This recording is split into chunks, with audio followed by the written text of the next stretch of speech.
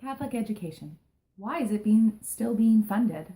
The first time I had this issue brought to my attention was 2 summers ago when I was at the ETFO annual meeting in Toronto.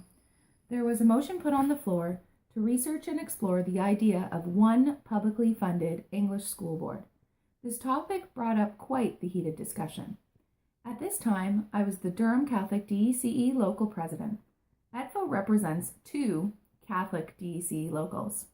In the media, there has been a lot of coverage on the topic of Catholic education. I took a look at the Education Act to see where it refers to religious education. In Section 52, a Roman Catholic board may establish and maintain programs and course of study in religious education for pupils in all schools under its jurisdiction. Then I took a look under another section, Section 264, Duties of Teachers. It is the duty of the teacher and the temporary teacher to inculcate by precept and examine respect for religion and the principles of Judeo-Christian morality and the highest regard of the truth, justice, loyalty, love of country, humanity, benevolence, sobriety, industry, frugality, purity, temperance, and all other virtues. In the Toronto Star, June 5th, article titled Grassroots Group Plans Legal Challenge Against Separate School Funding, this grassroots group called OPEN Coalition, which stands for One Public Education Now.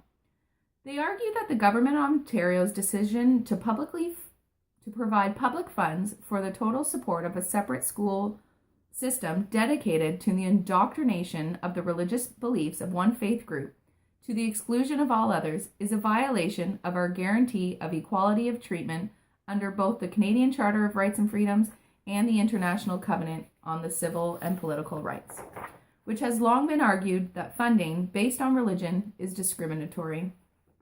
The organizer of this coalition cites a 2012 study by the Federation of Urban Neighbourhoods of Ontario, which found that merging public and Catholic systems would save $1.2 billion to $1.5 billion a year.